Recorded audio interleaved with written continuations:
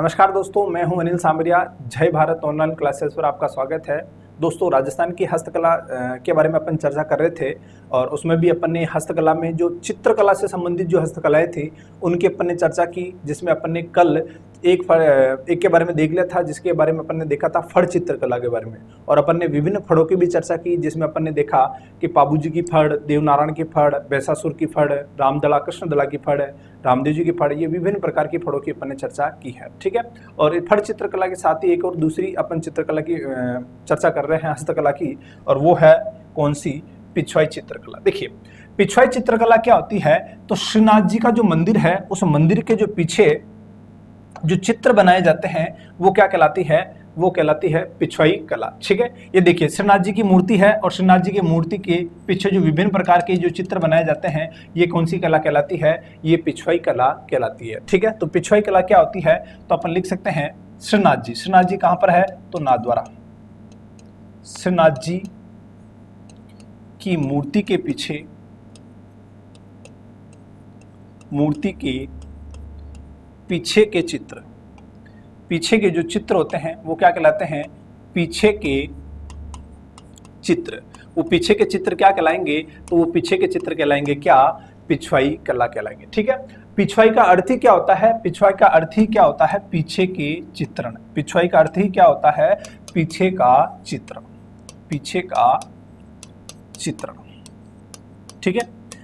अब फिर प्रश्न आता है कि पिछवाई कला कहाँ की प्रसिद्ध है? तो याद रखना, ये विभिन्न क्षेत्रों की प्रसिद्ध है। और वो क्षेत्र कौन कौन से हैं देखना, कौन कौन से क्षेत्रों में प्रसिद्ध है। तो अपन एक तो लिख सकते हैं वो क्षेत्र कौन सा है? तो श्रीनाथ जी। और श्रीनाथ जी मंदिर कहाँ पर है? तो याद रखना, श्रीनाथ जी मंदिर है नाथद्वारा में। कहाँ पर है? नाथद्वारा। नाथद्वारा। नाथद्वारा के अलावा कहाँ पर? नाथद्वारा कहाँ पर है? तो आपको पता है राजसमंद में। नाथद्वारा के अलावा कहाँ पर है? तो आपको याद रखना है कांकरोली। कांकरोली के अलावा कोटा और अलवर में भी अपन कह सकते हैं ये प्रसिद्ध है। कोटा व अलवर। कोटा व अलवर की भी क्या है? प्रसिद्ध है। ठीक है। अपन किस चित्रकला के बारे में बात कर रहे हैं? फड़ चित्रकला के बारे में बात करते हैं। ठीक है। एक व्यक्ति थे, पत्रकार थे, उनका नाम था रॉबर्ट स्केल्टन। ठीक है। रॉबर्ट स्केल्टन की पुस्तक में भी फड़ चित्रकला या फिर अपन कह सकते हैं पिछवाई चित्रकला का क्या है? उल्लेख है। ठीक है। तो अपन उस व्यक्ति का नाम लिखेंगे रॉबर्ट स्केल्टन। रॉबर्ट स्केल्टन की पुस्तक, रॉबर्ट स्केल्टन की पुस्तक राजस्थानी टेम्पल हैगिंग्स। पुस्तक का नाम क्या है? तो अपन लिख सकते हैं पुस्तक का नाम Rajasthani temple hangings of Krishna cult. Krishna cult. इस पुस्तक में किसका वर्णन है? तो इस पुस्तक में अपन कह सकते हैं किसका वर्णन है? पिछवाई चित्रकला का वर्णन है। किसका वर्णन है? पिछवाई चित्रकला का वर्णन है। और याद रखना, ये जो पिछवाई चित्रकला है ये नाथद्वारा चित्र शैली का एक प्रमुख विषय है। ठीक है। पिछवाई चित्रकला के बारे में अपन को और क्या याद रख सकते हैं? तो पिछवाई चित्रकला के बारे में अपन याद रख सकते हैं यह नाथद्वारा चित्रशैली। अपन चित्रशैली भी पढ़ेंगे। तो नाथद्वारा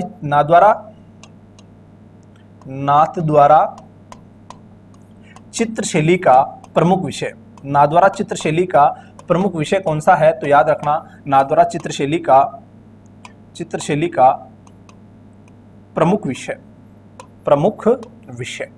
ठीक है। नाथद्वारा चित्रशैली का प्रमुख विषय है। प्रमुख विषय। ठीक है। इसके अलावा आपको और भी ध्यान रखना है, जैसे कि इसके कलाकार कौन है? तो घनश्याम बिश्नोई, लच्छीराम, और इसके अलावा अपन कह सकते हैं कैलाश शर्मा, और इसके अलावा नरोत्तम शर्मा। ये चारों इसके क्या है? चित्रकार है। तो याद रखना, अपन लिख सकते हैं चित्रकार कौन कौन है? तो चित्रकार इसके कौन कौन होंगे? एक तो है लच्छीराम। एक इसके जो चित्रकार है वो है घनश्याम बिश्नोई,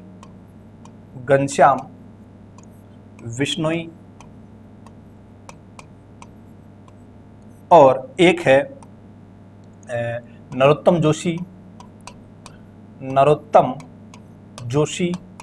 और एक और अपन लिख सकते हैं, ये विभिन्न प्रकार के जो चित्रकार है ये नाथद्वारा चित्र शैली से भी संबंधित है और इनका कार्य है पिछवाई का चित्रण करना, ठीक है। और है कैलाश शर्मा, कैलाश शर्मा, कैलाश शर्मा। देखिए वापस देख ले अपन, जो श्रीनाथ जी की मूर्ति के जो पीछे का जो चित्रण होते हैं ये चित्रण क्या कहलाते हैं, ये चित्रण क्या कहलाते हैं, तो ये चित्रण अपन कह सकते हैं पिछवाई कला कहलाते हैं। देखिए ये जो कोई श्रीनाथ जी की मूर्ति दिख रही होगी और ये जो इसके पीछे के जो चित्रण है ये पीछे के चित्रण क्या कहलाते हैं, ये पीछे के चित्रण कहलाते हैं पिछवाई कला कहलाते हैं। पिछवाई का अर्थ ही क्या होता है, पीछे का चित्रण। पिछवाई का अर्थ क्या होता है, पीछे का चित्रण। और इसके अलावा अपन लिख सकते हैं कि ये कहाँ कहाँ की प्रसिद्ध है, तो याद रखना श्रीनाथ जी मंदिर नाथद्वारा में प्रसिद्ध है। इसके अलावा काकरोली, कोटा और अलवर की ये कला प्रसिद्ध है, ठीक है। एक व्यक्ति थे जिनका नाम था रॉबर्ट स्केल्टन, और रॉबर्ट स्केल्टन की पुस्तक है Rajasthani temple hangings of Krishna cult. इस पुस्तक में भी वर्णन है किसका, इस पुस्तक में पिछवाई कला का क्या है, वर्णन है, ठीक है। फिर नाथद्वारा चित्र शैली का प्रमुख विषय भी कौन सा है, पिछवाई कला है। और इसके जो प्रमुख चित्रकार है वो कौन कौन हो सकते हैं, कौन कौन है, तो अपन लिख सकते हैं लच्छीराम, घनश्याम, नरोत्तम लाल जोशी और कैलाश विश्नोई, ठीक है। ये पूरी की पूरी अपनी कौन सी कला खत्म हो गई, पिछवाई चित्रकला, ठीक है। जो चित्रकला में अपन ने देखा था तो एक तो फड़ चित्रकला देख ली और दूसरा अपन ने क्या देख लिया, पिछवाई कला देख ली। और मुख्यतः आपको नाथद्वारा का नाम ध्यान रखना क्योंकि ज्यादातर यही पूछा जाता है पिछवाई कला कहाँ की प्रसिद्ध है, तो श्रीनाथ जी नाथद्वारा की प्रसिद्ध है, ठीक है। और अब इसके बाद अपन लेते हैं दूसरी कला के बारे में और वो कला आएगी मांडने। कौन सी कला आएगी, मांडने, ठीक है। मांडने क्या होता है, तो फर्श पर विभिन्न प्रकार के मांगलिक अवसरों पर जो चित्रण किया जाता है, जो चित्र बनाए जाते हैं वो क्या कहलाते हैं, मांडने। देखा आपने देखा होगा कि फर्श में आपने गांव में ये चित्र बखूबी देखा होगा, ठीक है। ये फर्श पर बनाया जाता है और विभिन्न प्रकार की कड़ी गेरू कलर से, विभिन्न कलर से बनाया जाता है, ठीक है। तो अपन लिख सकते हैं इसमें मांडने क्या होते हैं, मांगलिक अवसरों पर, मांगलिक अवसरों पर फर्श पर विभिन्न प्रकार के, फर्श पर विभिन्न प्रकार का चित्रण, विभिन्न प्रकार का चित्रण। ये जो चित्रण क्या कहलाता है, विभिन्न प्रकार का चित्रण, ये क्या कहलाता है, तो अपन लिख सकते हैं ये कहलाता है मांडने। क्या कहलाता है, मांडने। देखिए ये तो हो रहा फर्श पर, एक अपन आगे पढ़ेंगे भराड़ी और सांझी, जो दीवार पर चित्रण किया जाएगा और गोबर से इनसे किया जाएगा। तो ये तो अपन कह सकते हैं किस पर हो रहा है, फर्श पर हो रहा है चित्रण, ठीक है। और ये देख सकते हैं अपन, ये आपने देखा होगा, ठीक है। और अब इसके अलावा अपन ध्यान रखते हैं मांडने किन किन प्रकार के होते हैं, तो याद रखना मांडने में जैसे अपन कह सकते हैं, मांडने में जैसे सबसे छोटा मांडना होता है, सबसे छोटा मांडना कौन सा होता है, तो याद रखना स्वास्तिक चिन्ह। सबसे छोटा मांडना, सबसे छोटा जो मांडना होता है वो मांडना कौन सा होता है, तो अपन लिख सकते हैं स्वास्तिक चिन्ह। आप सभी को पता है कि स्वास्तिक चिन्ह किसका प्रतीक है, तो स्वास्तिक चिन्ह है गणेश जी का प्रतीक है। किसका प्रतीक है ये, गणेश जी का प्रतीक, गणेश जी का प्रतीक। स्वास्तिक चिन्ह किसका प्रतीक है, गणेश जी का प्रतीक है, ठीक है। ये कैसे बनता है, तो आप सभी को पता है ये इस प्रकार का बनता है। ये क्या होता है, स्वास्तिक चिन्ह होता है। और ये किसका प्रतीक है, ये देखो इसमें बना हुआ है गणेश जी का प्रतीक है, ठीक है। एक और होता है पगलिया। पगलिया किसके प्रतीक है, तो वो लक्ष्मी के प्रतीक है। किसके प्रतीक है, लक्ष्मी के प्रतीक है। देखिए अगर आपसे बात करें कि होली के दिन कौन सा मांडना बनाया जाता है, तो याद रखना अगर प्रश्न पूछ जाए कि होली के दिन कौन सा मांडना बनाया जाता है, तो होली के अवसर पर अपन मांडना बनाते हैं, वो होली के अवसर पर मांडना बनाते हैं, उसे अपन कहते हैं चौकड़ी। क्या कहते हैं, चौकड़ी। अगर बात करें जन्म के अवसर पर कौन सा मांडना बनाते हैं, तो आपको याद रखना जन्म के अवसर पर भी आपको याद रखना है साठिया बनाते हैं। साठिया किसको कहते हैं, इसी को अपन साठिया भी कहते हैं। क्या कहते हैं, साठिया, साठिया, ठीक है। साथ ही साथ आपको याद रखना है अगर आपसे पूछा जाए कि विवाह के समय मंडप पे जो मंडप के साथ में या मंडप के पास जो मांडना बनाया जाता है वो मांडना क्या कहलाता है, तो याद रखना वो कहलाता है ताम कहलाता है। क्या कहलाता है, ताम कहलाता है, ठीक है। जन्म के अवसर पर साठिया बनाया जाता है, विवाह के अवसर पर ताम बनाया जाता है। इसके अलावा चौकड़ी बनाई जाती है। इसके अलावा कलश, घोड़ा, घोड़ी, इसके अलावा हाथी, विभिन्न प्रकार के मांडने बनाए जाते हैं, ठीक है। इसके अन्य अपन मांडने की बात कर सकते हैं। अन्य कौन कौन से मांडने हैं, तो अपन लिख सकते हैं कलश बनाए जाते हैं, हाथी बनाए जाते हैं, कुवलिया बनाया जाता है। कुवलिया, कुवलिया भी एक प्रकार का क्या होता है, मानना होता है। हाथी बनाए जाते हैं, घोड़े बनाए जाते हैं, मोरडी बनाई जाती है। ये विभिन्न प्रकार के क्या है, मोरडी, सुआ, इसके अलावा सुआ, ये विभिन्न प्रकार के किसके प्रकार है, तो ये है मांडने के प्रकार। ठीक है, मांडना क्या होता है, फर्श पर मांगलिक अवसरों पर जो चित्र बनाए जाते हैं, चित्रण किया जाता है, वो मांडने कहलाते हैं। और सबसे छोटा मानना होता है वो स्वास्तिक चिन्ह होता है, और वो किसका प्रतीक होता है, तो याद रखना गणेश जी का प्रतीक होता है। ठीक है, होली के अवसर पर कौन सा मानना बना रहे हैं, तो अपन चौकड़ी बना रहे हैं। जन्म के अवसर क्या बना रहे हैं, विवाह, सांठिया, विवाह के अवसर पर अपन कह सकते हैं ताम। और इसके अलावा अपने विभिन्न मानने कौन कौन से हैं, कलश, हाथी, कुवलिया, घोड़े, मोरडी, सुआ, ये आदि विभिन्न प्रकार के क्या है, मानने हैं। ठीक है, इसमें प्रश्न कैसे बनेगा, तो सीधा पूछ ले, कलश, कुवलिया, हाथी, घोड़े, सुआ आदि का संबंध किससे है, तो ऑप्शन में ये आएगा मानने से। ठीक है, जिस प्रकार अपन ने कल पढ़ा था लप्पा लप्पी, किरण माकली, चंपाकली आदि का संबंध किससे है, तो अपन ने देखा था ये क्या है, गोटे के प्रकार है। ठीक है, और अब अपन बात करते हैं कि जो मांडने होते हैं इनको विभिन्न राज्यों में किस किस नाम से जानते हैं। देखिए, अगर बात अन्य नाम की बात करें अपन, अन्य नाम, देखिए जो मांडने होते हैं उन मांडने को अपन राजस्थान में किस नाम से जानते हैं, तो आप सभी को पता है राजस्थान में उनको क्या कहते हैं, राजस्थान में उनको कहते हैं मांडने। क्या कहते हैं, मांडने ही कहते हैं। ठीक है, इनको गुजरात में क्या कहते हैं, तो आपको याद रखना है, इनको गुजरात में कहा जाता है क्या, तो गुजरात में कहा जाता है सातिया। क्या कहा जाता है, सातिया। इनको महाराष्ट्र में क्या कहा जाता है, मांडनों को, तो महाराष्ट्र में कहा जाता है रंगोली। क्या कहा जाता है, रंगोली। ठीक है, महाराष्ट्र में क्या कहा जाता है, रंगोली कहा जाता है। ठीक है, इसके अलावा अपन लिख सकते हैं केरल में इसे इनको क्या कहते हैं, केरल में, तो याद रखना केरल में अत्तापू कहते हैं, अत्तापू। क्या कहते हैं, अत्तापू। तमिलनाडु में क्या कहते हैं, तमिलनाडु में इनको कहते हैं कोमल।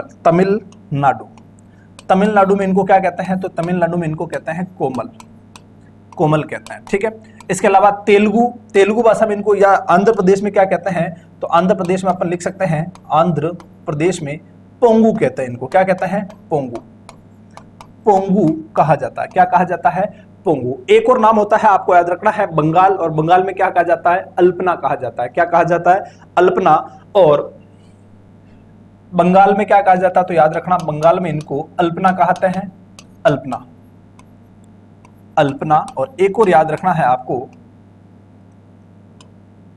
बिहार में क्या कहा जाता है, तो बिहार में अपहन कहते हैं अपन। क्या कहते हैं, अपहन। ठीक है, तो ये मांडने के विभिन्न नाम है जो विभिन्न राज्यों में बोले जाते हैं। देखिए, राजस्थान में इनको क्या कहते हैं, मांडना। गुजरात में क्या कहते हैं, सात्या कहते हैं। महाराष्ट्र में इनको क्या कहते हैं, रंगोली कहते हैं। केरल में क्या कहते हैं इसे, अत्तापू। तमिलनाडु में क्या कहते हैं, पोंगल। आंध्र प्रदेश में क्या कहते हैं, पोंगल।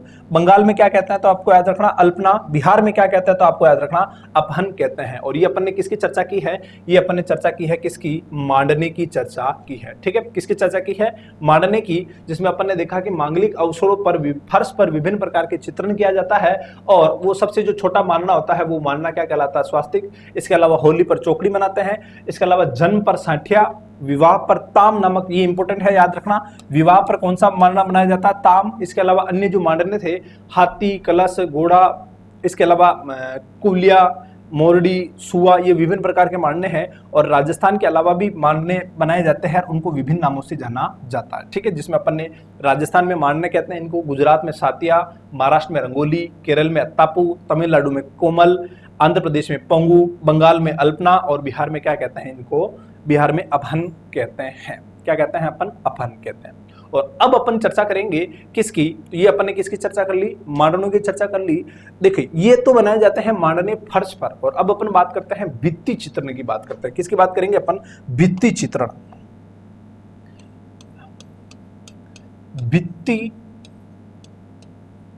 चित्रण, भित्ति चित्रण क्या होता है, तो याद रखना दीवार पर जो चित्रण किया जाता है वो दीवार पर चित्रण क्या कहलाता है, दीवार पर जो चित्रण कहलाता है वो दीवार पर चित्रण क्या कहलाता है, भित्ति चित्रण कहलाता है। क्या कहलाता है, भित्ति चित्रण। ठीक है, दीवार पर जो चित्र बनाए जाते हैं वो भित्ति चित्रण कहलाते हैं। देखो, भित्ति चित्रण दो प्रकार के होते हैं। देखिए, एक तो होता है फ्रेस्को सेको। देखिए, भित्ति चित्रण के कितने प्रकार है, भित्ति चित्रण के प्रकार है दो। दो प्रकार की। कौन कौन सी? एक को तो कहता है अपन फ्रेस्को सेको, और एक को कहता है फ्रेस्को बुनो, दूसरे को कहता है फ्रेस्को बुनो। फ्रेस्को बुनो कहते हैं, इनको आरायास पद्धति भी कहते हैं। क्या कहते हैं? आरायास पद्धति। आरायास पद्धति या इसी को अपन आला गीला पद्धति भी कहते हैं। आला गीला पद्धति, ठीक है। यानी कि जो भित्ति चित्रण होता है वो कितने प्रकार के होते हैं? दो प्रकार के, एक तो फ्रेस्को सेको और दूसरा फ्रेस्को बुनो। फ्रेस्को बुनो को आरायास पद्धति और आला गीला पद्धति भी इसको कहा जाता है, ठीक है। अब ये क्या होती है इसके बारे में थोड़ा समझना। अगर अपन सूखी दीवार पर कोई चित्रण कर रहे हैं तो वो कहलाएगा फ्रेस्को सेको कहलाएगा, और गीली दीवार पर, देखो नाम से स्पष्ट है आला गीला पद्धति, गीली दीवार पर दीवार को गीली करके पानी से फिर चित्रण कर रहे हैं तो वो क्या कहलाएगा? फ्रेस्को बुनो कहलाएगा। क्या कहलाएगा? फ्रेस्को बुनो, ठीक है। तो देखते हैं इसके बारे में। देखो फ्रेस्को सेको के बारे में देखेंगे। सूखी दीवार पर, सूखी दीवार पर चित्रण, सूखी दीवार पर चित्रण, सूखी दीवार पर जो चित्रण होता है वो चित्रण क्या कहलाता है? वो चित्रण कहलाता है फ्रेस्को सेको। और अपन लिख सकते हैं गीली दीवार पर, गीली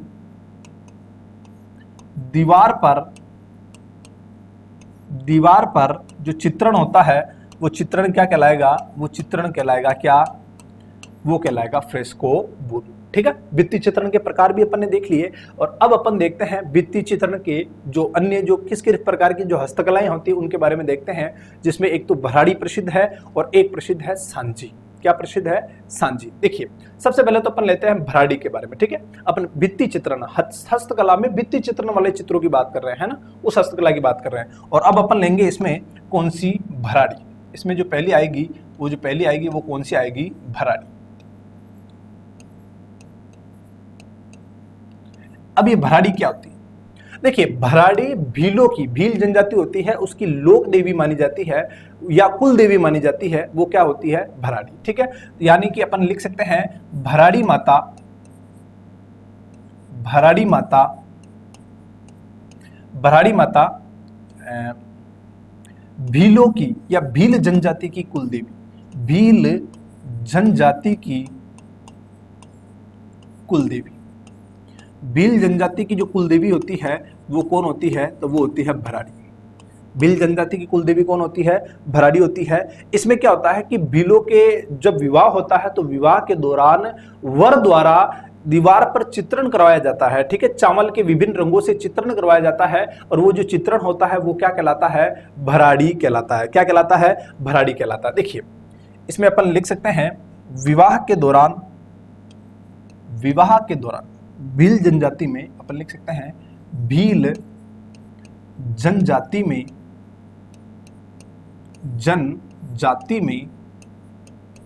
विवाह के दौरान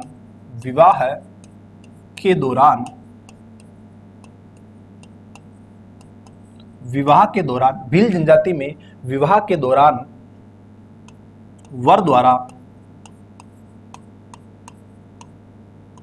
द्वारा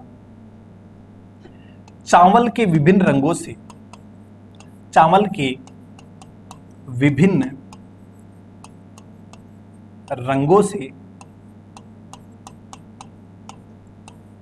भराड़ी बनाई जाती है। क्या बनाई जाती है? भराड़ी बनाई जाती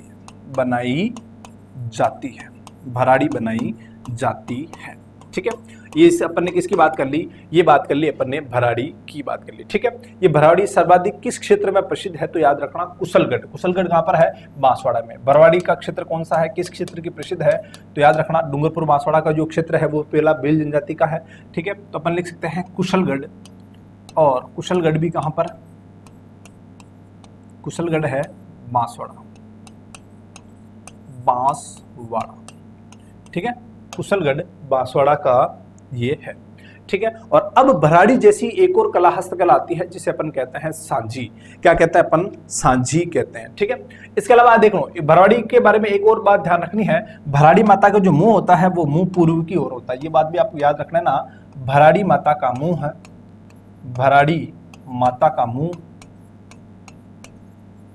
किस ओर होता है, तो पूर्व की ओर होता है, पूर्व की ओर। भराड़ी माता का जो मुंह होता है वो किस ओर होता है, पूर्व की ओर होता है। ठीक है, ये भराड़ी की चर्चा कर ली अपन ने। देखिए अपन ने सबसे पहले चर्चा की किसकी, सबसे पहले चर्चा की अपन ने भित्ति चित्रण की। भित्ति चित्रण दो प्रकार के होते हैं, फ्रेस्को सेको और दूसरी अपन बात कर सकते हैं फ्रेस्को बुनो। फ्रेस्को बुनो को अपन आरायस पद्धति और आलागिला पद्धति भी कहते हैं। देखिए फ्रेस्को सेको कहते हैं सूखी दीवार पर जो चित्रण किया जाता है वो फ्रेस्को सेको, और गीली दीवार पर जो चित्रण किया जाता है वो फ्रेस्को बुनो। फिर भराड़ी माता क्या होती है, जो भीलों की, भील जनजाति की जो कुल देवी होती है वो कुल देवी क्या कहलाती है, भराड़ी कहलाती है। और भील जनजाति विवाह के दौरान, आपको याद रखना, विवाह के दौरान वर पक्ष द्वारा या वर द्वारा चावल के विभिन्न रंगों से भराड़ी बनाई जाती है। और ये कहाँ की प्रसिद्ध है, तो याद रखना कुशलगढ़ बांसवाड़ा में। और भराड़ी माता का मुंह हमेशा किस ओर होता है, पूर्व की ओर होता है। ठीक है, और भराड़ी जैसी आपको याद रखना। देखिए एक तो अपन ने देखी मांडने, ठीक है, एक तो अपन ने देखा पिछवाई कला, जो श्रीनाथ जी की मूर्ति के पीछे जो चित्रण होता है वो पिछवाई कला कहलाता है। फिर अपन ने देखे मांडने, जो फर्श पर जो मांगलिक अवसरों पर जो चित्रण किया जाता है, रंगोलियां बनाई जाती है, वो मांडने कहलाते हैं। और साथ ही साथ अपन ने देखा भराड़ी क्या होती है, तो ये दीवार पर बनती है और वर द्वारा बनाई जाती है भील जनजाति के जब विवाह होते हैं उस समय। ठीक है, और अब अपन देखते हैं किसकी, सांझी के बारे में। किसके बारे में देखते हैं, सांझी के बारे में। देखिए ये आपको दिख रहा होगा सांझी का फोटो। देखिए ये गोबर से बनाया गया, दीवार में किसके से बनाया जाता है, गोबर से बनाया जाता है, जिसमें हल्दी, कुमकुम और विभिन्न प्रकार का चित्रण किया जाता है, श्रृंगार किया जाता है। देखना अब भराड़ी के बारे में या सांझी के बारे में अपन देखते हैं। सांझी क्या होती है, तो याद रखना कुंवारी कन्याओं द्वारा, सांझी के बारे में अपन लिखेंगे कुंवारी कन्याओं द्वारा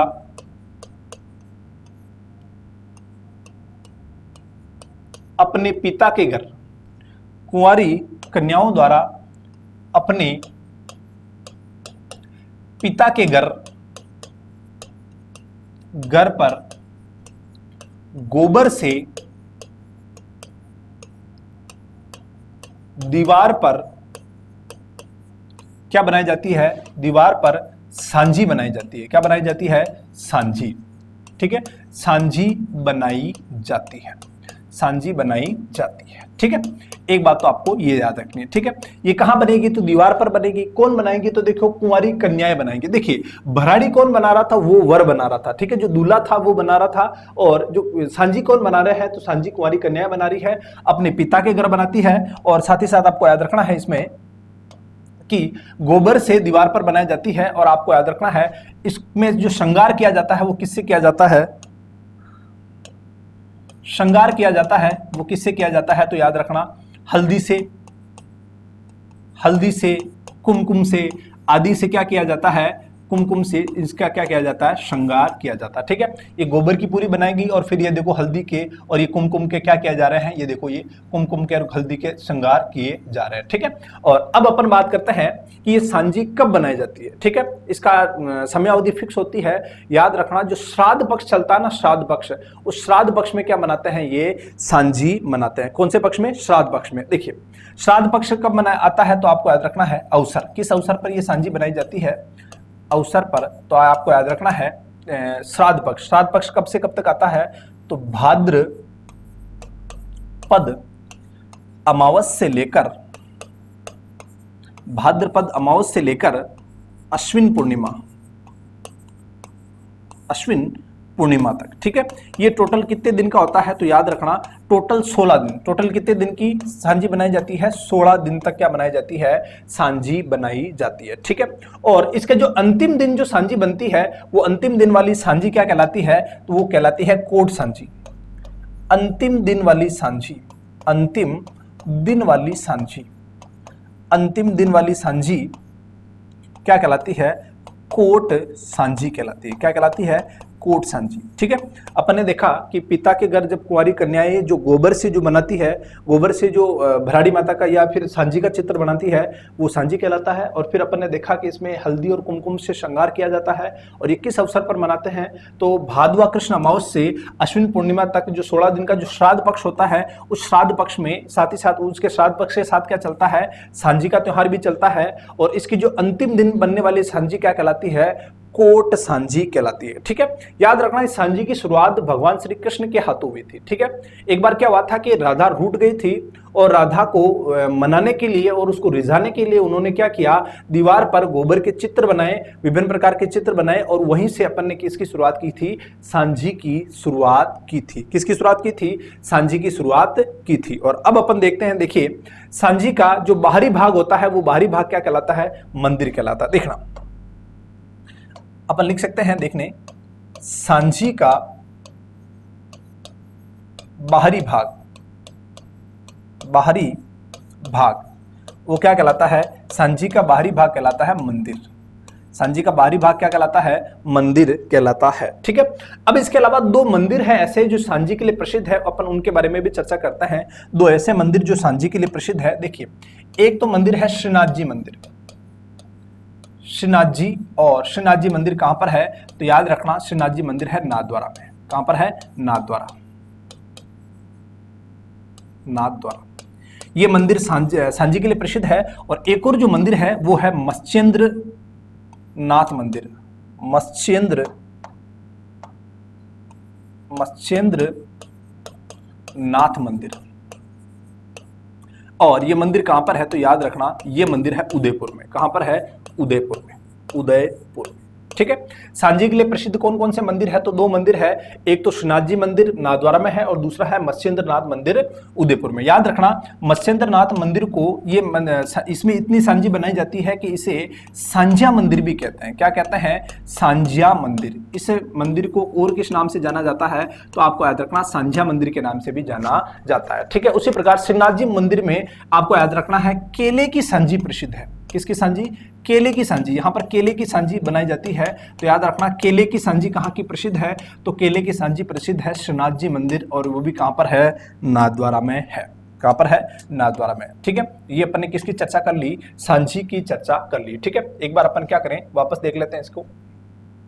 देखिए सांझी की बात करें तो वापस देख लो एक बार, कुंवारी कन्याओं द्वारा अपने पिता के घर गोबर से सांझी बनाई जाती है दीवार पर।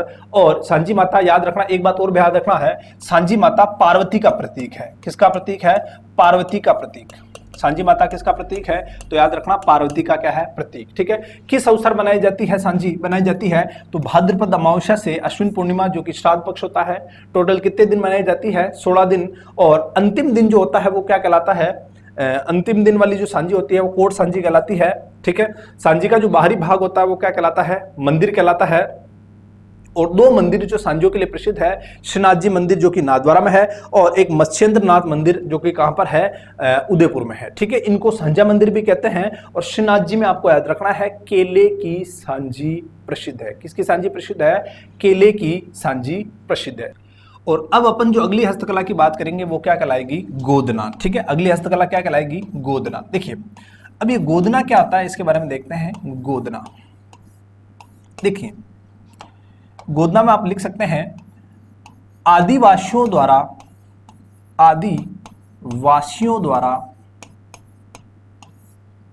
अपने शरीर पर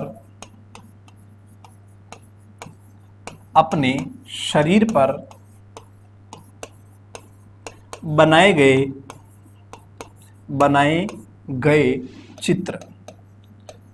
जो चित्र होते हैं वो चित्र क्या कहलाते हैं, गोदना कहलाते हैं। ठीक है, आदिवासियों द्वारा विभिन्न प्रकार की जो जनजातियां होती है वो अपने शरीर पर विभिन्न प्रकार के हाथ पे, मुंह पर और कहीं भी बाहों पर, भुजाओं पर जो चित्र बनाती है वो चित्र क्या कहलाते हैं, गोदना कहलाते हैं। और ये चित्र क्या होते हैं, स्थायी चित्र होते हैं। ठीक है, और अब अपनी जो अगली चित्रकला है उस चित्रकला के बारे में बात करेंगे। हस्तकला में भी अपन ने चित्रकलाओं से संबंधित जो हस्तकला है उनकी चर्चा कर रहे हैं। ठीक है, जिसमें अपन ने भराड़ी ले ली, भराड़ी के अलावा सांझी की बात कर ली, गोदना की बात कर ली और गोदना के अलावा अब अपन अगली ले रहे हैं पोट्री कला। कौन सी कला ले रहे हैं, पोट्री कला। देखना पोट्री कला की अपन बात करेंगे। देखिए सबसे पहले अपन देखेंगे पोट्री कला। पोट्री कला, अब ये पोट्री कला क्या होती है इसके बारे में अपन थोड़ा देखते हैं। जो चीनी मिट्टी के बर्तन होते हैं उस चीनी मिट्टी के बर्तन पर विभिन्न प्रकार की जो कलाकृति की जाती है, बाहर जो कलाकृति की जाती है, आकर्षक कलाकृति, वो क्या कहलाती है, पोट्री कहलाती है। ठीक है, तो अपन लिख सकते हैं इसमें चीनी मिट्टी के बर्तनों पर, देखना पहली चीनी मिट्टी के बर्तनों पर, चीनी मिट्टी के बर्तनों पर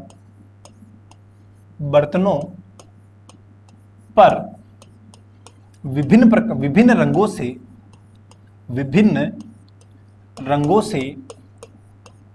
की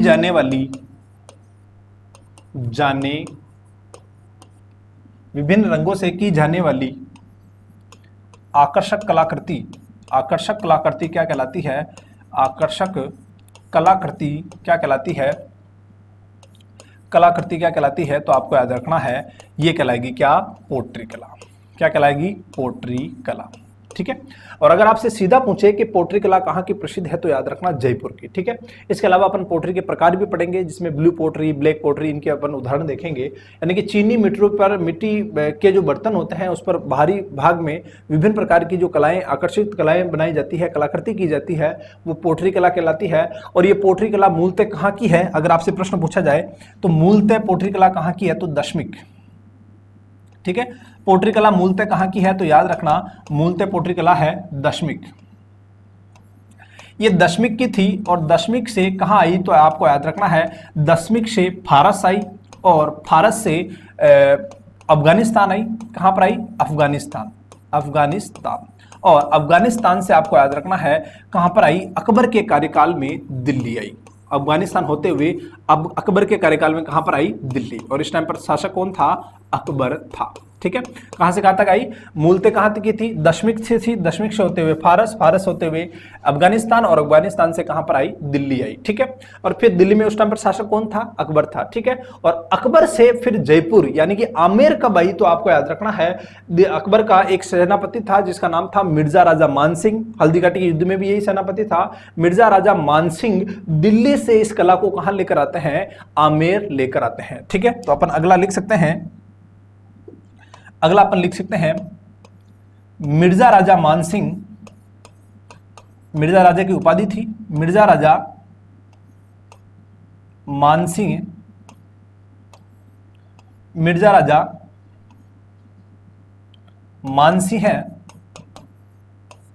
के समय या मानसिंह के द्वारा यह कला दिल्ली से आमेर लाई गई। दिल्ली से कहां लाई गई? दिल्ली से आमेर लाई गई। आमेर लाई गई। ठीक है। तो यानी कि दशमिक से फारस, फारस से अफगानिस्तान, अफगानिस्तान से अकबर के कार्यकाल में दिल्ली, और दिल्ली से मिर्जा राजा मानसिंह कहां लेकर आ गए? दिल्ली से लेकर आ गए कहां पर? अपन लिख सकते हैं आमेर लेकर आ गए। ठीक है। लेकिन अगर प्रश्न पूछा जाए कि आमेर में सर्वाधिक विकास किसके कार्यकाल में हुआ, तो सवाई राम सिंह के कार्यकाल में। ठीक है। तो पोट्री कला का सर्वाधिक विकास किसके कार्यकाल में हुआ? तो पोट्री कला का सर्वाधिक विकास किसके कार्यकाल में हुआ? तो अपन लिख सकते हैं सवाई राम सिंह। पोट्री कला का सर्वाधिक विकास किनके कार्यकाल में हुआ? तो सवाई राम सिंह के कार्यकाल में हुआ। सवाई राम सिंह। ठीक है। और इसके अलावा आपको यह भी ध्यान रखना है कि राम सिंह ने 2 व्यक्ति दिल्ली भेजे थे। ठीक है। देखिए, राम सिंह ने 2 व्यक्ति, एक तो का नाम तो था कालू और एक का नाम था चूड़ामन। कालू और चूड़ामन को राम सिंह ने कहां भेजा? दिल्ली। कहां भेजा? दिल्ली। और दिल्ली में एक व्यक्ति था जिसका नाम था भोला कुमार। क्या नाम था? भोला कुमार। और भोला कुम्हार ने इन दोनों को इस चीज की ट्रेनिंग दी, पोट्री की ट्रेनिंग दी, पोट्री कला सिखाई, और इनको वापस कहां भेज दिया? जयपुर। ठीक है। तो याद रखना, कालू और चूड़ामन किसके कहने पर गए दिल्ली? तो सवाई राम सिंह के कहने पर दिल्ली गए, और यहां से भोला कुमार से कौन सी कला सीख कर आए? पोट्री कला। और फिर सवाई राम सिंह ने इनको कहां नियुक्त कर दिया? तो महाराजा स्कूल ऑफ आर्ट्स में इनकी नियुक्ति कहां कर दी? फिर इनकी नियुक्ति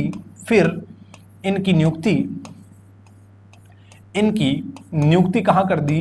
तो इनकी नियुक्ति कर दी, फिर इनकी नियुक्ति महाराजा स्कूल ऑफ आर्ट में नियुक्ति कर दी। Maharaja school of art, Maharaja school of art में इनके क्या कर दी? नियुक्ति कर दी। किन किन की? कालू और किसकी?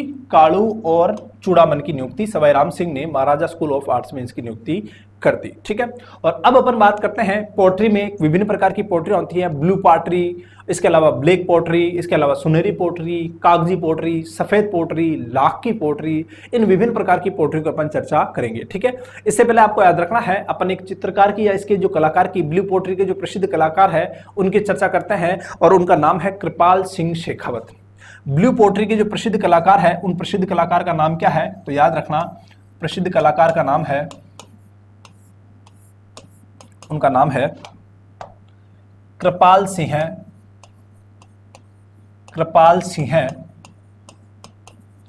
शेखावत, कृपाल सिंह शेखावत। और इनको इस कार्य के लिए, ब्लू पोट्री कार्य के लिए आपको याद रखना है पद्मश्री पुरस्कार मिल गया। और कब मिला था, तो याद रखना 1974 में इनको क्या मिला, पद्मश्री पुरस्कार। पद्मश्री पुरस्कार कब मिला इनको, 1974 में। ठीक है, कृपाल सिंह शेखावत के एक गुरु थे जिनका नाम था भूर सिंह शेखावत। देखिए, कृपाल सिंह शेखावत के जो गुरु थे उन गुरु का नाम क्या था, इनके गुरु का नाम, तो गुरु का नाम था भूर सिंह शेखावत, भूर सिंह शेखावत।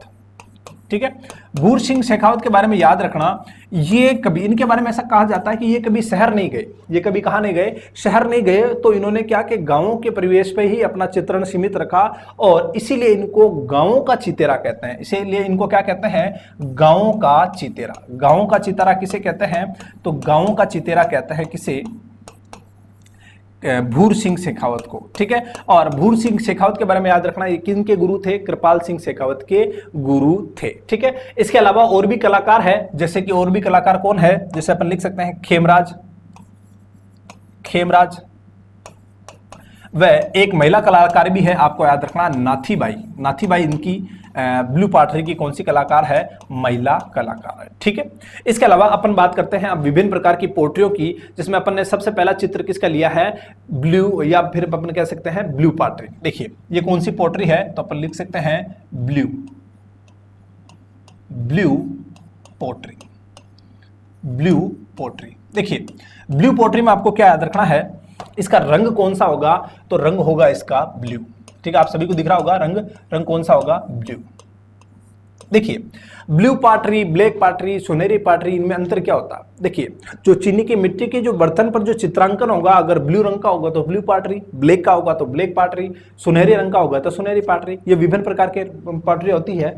ये आपको दिख रहा होगा, ये चीनी मिट्टी के बर्तन है, चाय के बर्तन दिख रहे हैं और इस पर ब्लू रंग से पोट्री कला की गई है। ठीक है, और याद रखना इसमें जो ब्लू पोट्री की जो कला की जाती है, इसमें किन किन तत्वों का मिश्रण होता है, तो याद रखना इसमें अपन कह सकते हैं सबसे पहले तो मुल्तानी मिट्टी, इसके अलावा सोडियम कार्बोनेट, इसके अलावा क्वार्ट्ज, इसके अलावा गोंद, और इसके अलावा अपन कह सकते हैं हरा कांच, जिसे कहीरा भी कहते हैं। इन पांचों तत्वों का मिश्रण होता है। ठीक है, तो इसमें किन किन तत्वों का मिश्रण होता है, अपन लिख सकते हैं।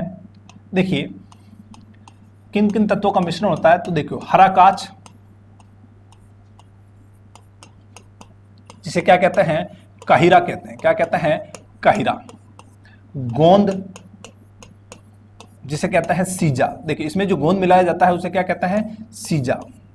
ठीक है, और इसके अलावा अपन कह सकते हैं सोडियम कार्बोनेट, सोडियम कार्बोनेट। इसके अलावा अपन कह सकते हैं क्वार्ट्ज और मुल्तानी मिट्टी, मुल्तानी मिट्टी। ठीक है, इन सभी तत्वों को मिलाकर ब्लू पोट्री का प्रयोग या ब्लू पोट्री का कार्य किया जाता है। ठीक है, कौन रंग कौन सा होगा, ब्लू, और इसमें तत्व कौन से, हरा कांच, जिसे कहीरा कहते हैं, गोंद, जिसे क्या कहते हैं, सीजा कहते हैं, इसके अलावा सोडियम कार्बोनेट, और इसके अलावा अपन कह सकते हैं क्वार्ट्ज और मुल्तानी मिट्टी। ठीक है, इन पांचों तत्वों से मिलकर ब्लू पोट्री का कार्य किया जाता है। ठीक है, और ये कहाँ की प्रसिद्ध है, तो याद रखना ब्लू पोट्री कहाँ की प्रसिद्ध है, तो अपन लिख सकते हैं जयपुर की प्रसिद्ध है। ब्लू पोट्री कहाँ की प्रसिद्ध है, जयपुर की प्रसिद्ध है। ठीक है, और अब अपन लेते हैं ब्लैक पोट्री। देखिए ये चित्र दिख रहा होगा आपको किसका, ब्लैक पोट्री का। अब अपन किसकी बात कर रहे हैं, ब्लैक पोट्री। ब्लैक पोट्री में आपको दिख गया होगा रंग कौन सा कलर होगा, रंग कौन सा होगा, तो रंग होगा ब्लैक, यानी कि काले रंग का इसमें प्रयोग किया जाता है। ठीक है, और ब्लैक पोट्री कहाँ की प्रसिद्ध है, तो याद रखना कोटा की प्रसिद्ध है। कहाँ की प्रसिद्ध है, तो याद रखना ब्लैक पोट्री कोटा की प्रसिद्ध है। ठीक है, ब्लू पोट्री कहाँ की प्रसिद्ध है, तो जयपुर की, और ब्लू तो जयपुर की और ब्लैक है कोटा की। ठीक है, और इसकी जो विशेष बात है, इसमें क्या किया जाता है, सरसों के तेल का, इसमें जो तत्व बनाए जाते हैं, सरसों के तेल, सरसों का तेल, सरसों का तेल प्लस काली मिट्टी, सरसों का तेल प्लस काली मिट्टी का प्रयोग किया जाता है। ठीक है, और अगर आपसे पूछा जाए कि जो फूलदान होते हैं, गुलदस्ते होते हैं, इनमें किसका प्रयोग किया जाता है, तो ये देखिए आपको फूलदान दिख रहा होगा, इनमें ब्लू पाटरी या ब्लैक पाटरी का प्रयोग किया जाता है। ये कौन सी पाटरी है, ब्लैक।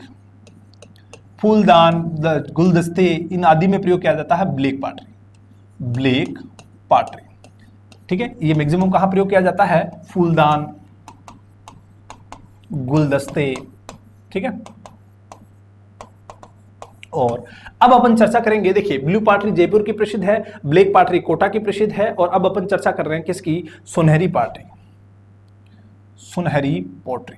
देखिए ये देखिए सुनहरी पोट्री के बारे में अपन देख रहे हैं। देखिए सुनहरी पोट्री में आप सभी को पता हो गया, चल गया होगा कि रंग कौन सा होगा, सुनहरा। सुनहरी पाटरी, सुनहरी पोट्री, पहले तो अपन देखते हैं कि सुनहरी पोट्री कहाँ की प्रसिद्ध है, सुनहरी पोट्री। सुनहरी पोट्री कहाँ की प्रसिद्ध है, तो ये आपको याद रखना है, बीकानेर की प्रसिद्ध है। किसकी प्रसिद्ध है, बीकानेर की। ठीक है, सुनहरी पाटरी कहाँ की प्रसिद्ध है, तो बीकानेर की प्रसिद्ध है। और बीकानेर की प्रसिद्ध होने के साथ साथ आपको याद रखना है इसमें किस रंग का प्रयोग किया जा रहा है, तो अपन लिख सकते हैं सुनहरे रंग का। रंग कौन सा हो गया, सुनहरा, रंग हो गया सुनहरा। साथ ही साथ इसमें कुछ किस तत्वों का मिश्रण होता है, तो याद रखना कपास का तेल, कपास का तेल प्लस पीतल को पिघलाकर जो गोल बनाया जाता है, पीतल को पिघलाकर जो गोल बनाया जाता है, वो उस गोल का प्रयोग यहां किया जाता है। कपास के तेल प्लस पीतल को पिघलाकर जो गोल बनाया जाता है, वो सुनहरी पाटरी में प्रयोग किया जाता है। और अब अपन सुनहरी पाटरी के आगे ले रहे हैं कागजी, या इसको कागजी पाटरी कहते हैं, जो कि अलवर की प्रसिद्ध है, और इसे डबल कट पाटरी भी कहते हैं। ठीक है, देखिए कागजी पाटरी, अगली पोट्री कौन सी है, कागजी या डबल कट, डबल कट पोट्री। और ये पोट्री कहाँ की प्रसिद्ध है, तो याद रखना ये प्रसिद्ध है अलवर की। कहाँ की प्रसिद्ध है, अलवर की। देखिए इसमें क्या होता है, जो चीनी मिट्टी के जो बर्तन होते हैं वो बिल्कुल कागज की तरह पतले बनाए जाते हैं। ठीक है, और फिर उन पर चित्रण किया जाता है, ये दिखा होगा, देखिए कागज की तरह बिल्कुल पतले पात्र है, और इन पर जो चित्रण किया जाता है वो क्या कहलाता है, कागजी या डबल कट पोट्री कहलाता है। और ये कहाँ की प्रसिद्ध है, तो याद रखना ये प्रसिद्ध है अलवर की। ठीक है, और अब इसके अलावा आपको याद रखना कुछ और पाटरियां, जैसे अगर आपसे पूछा जाए कि सफेद पाटरी कहाँ की प्रसिद्ध है, सफेद पोट्री कहाँ की प्रसिद्ध है, तो याद रखना सफेद पोट्री प्रसिद्ध है जैसलमेर की। कहाँ की प्रसिद्ध है, जैसलमेर की। और साथ ही साथ आपको याद रखना है, अगर आपसे पूछा जाए कि लाख की पाटरी कहाँ की प्रसिद्ध है, लाख की पोट्री, तो लाख की पोट्री प्रसिद्ध है कहाँ की, लाख की पोट्री प्रसिद्ध है बीकानेर की। कहाँ की प्रसिद्ध है, बीकानेर की। ठीक है, तो अपन ने अभी पोट्री के बारे में देखा, जिसमें विभिन्न प्रकार की पोट्रियां हैं। देखिए एक तो अपन ने देखा ब्लू पोट्री के बारे में, जो कि जयपुर की प्रसिद्ध है, ब्लैक पोट्री के बारे में, जो कि कोटा की प्रसिद्ध है, सुनहरी पोट्री कहाँ की प्रसिद्ध है, बीकानेर की। साथ ही साथ अपन ने देखा कि कागजी पोट्री अलवर की प्रसिद्ध है, सफेद पोट्री जयपुर की प्रसिद्ध है, और लाख की पोट्री कहाँ की प्रसिद्ध है, बीकानेर की प्रसिद्ध है। अब दोस्तों अपन क्या करेंगे कि कुछ प्रश्नों के बारे में देखेंगे, और उन प्रश्नों के उत्तर आपको कमेंट बॉक्स में लिखने हैं। ठीक है, देखिए ये कुछ प्रश्न मैंने आपको लिखे हैं, इनके उत्तर आपको कमेंट बॉक्स में लिखने हैं। जैसे कि अगर मान लो आप कैसे लिखोगे, जैसे प्रश्न 1 का उत्तर ए है तो आप ए करके ए कर दोगे, प्रश्न 2 का उत्तर बी है तो आप 2 करके बी कर दोगे, 3 का उत्तर 3 है तो सी करके सी कर दोगे।